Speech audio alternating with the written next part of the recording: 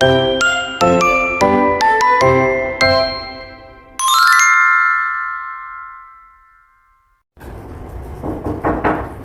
Ibu. Waalaikumsalam. Masuk Ibu. Monggo duduk dulu. Iya Ibu. Ya, dengan Ibu siapa Bu? Saya dari Ibu Sheila. Ya, gimana kabarnya Bu Sheila hari ini? Alhamdulillah baik Ibu kabar saya. Ya, kalau boleh tahu, Ibu datang ke sini ada keperluan apa ya? Apa ada yang bisa dibantu? Begini Ibu, saya ingin mengetahui persiapan saya terkait kehamilan sehat. Ya. Baik Bu, sebelumnya saya ingin menyampaikan bahwasannya percakapan ini nanti saya jaga privasinya sehingga Ibu bisa merasa nyaman selama konseling berlangsung. Jadi, apakah saya boleh tanya-tanya terkait identitas Ibu ya? Boleh Ibu. Oke. Nama Ibu sinten nggih? Nama saya Sheila Aulia. Oke. Nama suami Ibu? Nama suami saya Mas Yoga. Oke. Bu Sheila dengan Pak Yoga nggih. Baik Ibu, saat ini saya akan menjelaskan beberapa informasi seperti persiapan kehamilan secara sehat, cara mengetahui masa subur, serta kesiapan menjadi orang tua supaya Ibu dan suami lebih siap nantinya. Nah, hal yang pertama yang kita perhatikan Ibu sebelum melancarkan kehamilan yakni kondisi kesehatan Ibu dan status gizi Ibu. Salah satunya bisa dilihat dari IMT atau indeks massa tubuh ya, yaitu berat badan Ibu dibagi tinggi badan. Jika hasilnya normal, maka Ibu siap untuk melakukan kehamilan. Nah, selain itu, pola makan gizi seimbang juga sangat berpengaruh untuk persiapan kehamilan nantinya. Seperti isi piringku ya, kalau makan harus ada buah, lauk, karbohidrat, dan proteinnya. Tidak lupa juga terpenuhi untuk air mineralnya. Nah, selain itu, Ibu juga dianjurkan untuk mengkonsumsi tablet penambah darah minimal 1 minggu sekali Ibu, supaya mencegah anemia saat kehamilan nanti. Nah, selain gizi, Ibu juga dianjurkan untuk mendapatkan imunisasi TT atau tetanus tosoid. Imunisasi ini bertujuan supaya melindungi ibu dan bayi dari penyakit tetanus saat persalinan nanti. Nah, sampai saat ini Ibu apakah sudah paham dari penjelasan saya? Untuk saat ini saya sudah paham dari penjelasan yang Ibu jabarkan. Oke. Nah, sebelum merencanakan kehamilan, ada beberapa kondisi kesehatan yang perlu diperhatikan Ibu, seperti anemia, kekurangan gizi, hepatitis B, diabetes, malaria, serta infeksi Dodge. Nah, kondisi tersebut itu bisa mempengaruhi kesehatan ibu maupun perkembangan janin jika tidak ditangani dengan baik nantinya. Karena itu penting untuk melakukan pemeriksaan kesehatan sebelum merencanakan kehamilan seperti saat ini Ibu lakukan ya, sudah betul sekali, agar jika ada masalah bisa ditangani lebih awal. Seperti itu Bu. Nah, ada juga beberapa penyakit genetik seperti thalassemia dan hemofilia. Penyakit itu bisa diturunkan dari orang tua ke anaknya.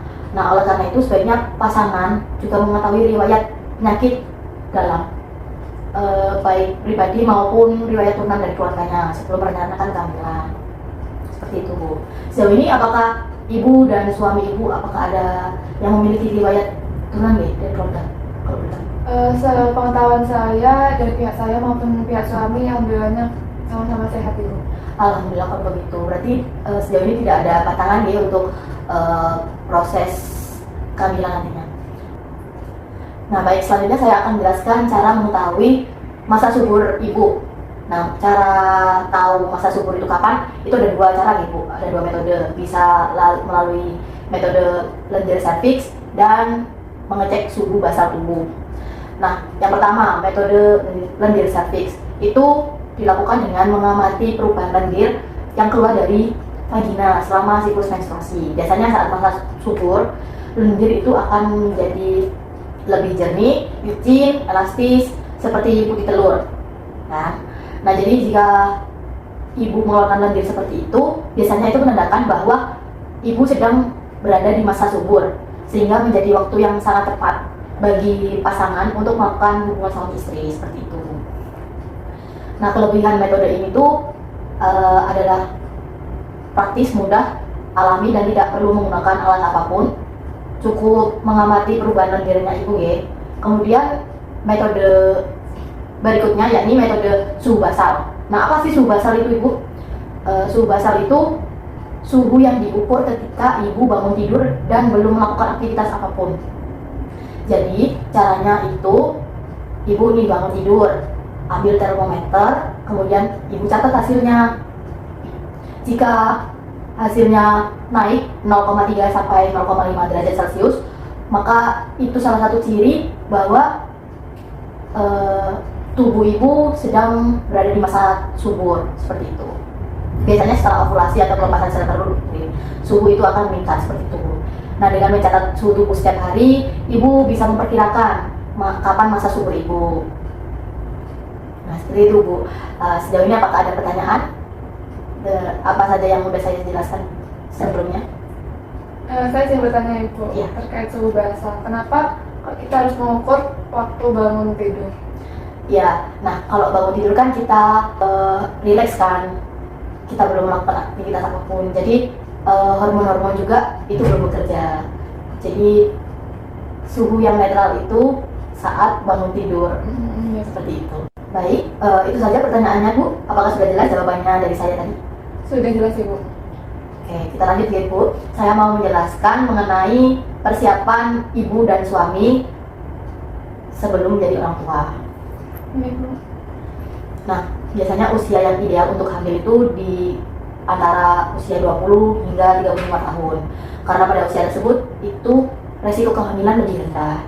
Jadi kalau hamil muda dan hamil tua itu tidak disarankan nih, karena bisa memicu resiko saat kehamilan, komplikasi saat kehamilan nanti. Seperti itu. Jadi ibu dan suami dianjurkan menjaga kesehatan dengan makanan bergizi, olahraga teratur, dan istirahat yang cukup. Nah, persiapan mental juga sangat penting ibu, karena selama kehamilan biasanya kan ibu mengalami perubahan fisik nih, baik fisik maupun emosional. Terkadang kebanyakan orang-orang juga ada baby blues kan, ibu tahu baby blues. Nah, itu kondisi ketika orang tua stres dengan kondisi anaknya yang tidak mau nurut atau di luar kendali orang tuanya, seperti itu. Nah, karena itu dukungan dari suami ibu sangat penting supaya ibu bisa lebih tenang, lebih nyaman saat proses kehamilan dan merawat bayi hingga dewasa nanti. Selain itu, pasangan juga perlu mempersiapkan kondisi finansial atau ekonomi. Biasanya kan pemeriksaan kehamilan, persalinan itu juga membutuhkan biaya kan Bu, serta kebutuhan bayi saat lahir nanti hingga dia dewasa. Jadi diharap ibu dan suami sudah mempersiapkan finansial yang cukup untuk kehidupan anak ibu nantinya. Nah, dalam keluarga, ayah dan ibu itu memiliki peran yang sama dalam merawat dan membesarkan anak. Jadi ayah dapat memberikan dukungan kepada ibu selama kehamilan, sedangkan ibu berperan dalam merawat dan memenuhi kebutuhan anak, seperti itu ibu. Baik, dari penjelasan tadi apakah ada yang ibu ingin tanyakan? Sementara sudah jelas Ibu. Oke, alhamdulillah. Semoga informasi ini bermanfaat untuk ibu dan suami ya, dalam mempersiapkan kehamilan yang sehat. Terima kasih atas waktunya Ibu Sila. Semoga lancar selalu dalam proses kehamilan, masa kehamilan, dan saat persalinan nanti. Semoga Ibu dan keluarga sehat selalu. Amin. Terima kasih juga Ibu atas penjelasannya. Oke. Mari Ibu. Mari.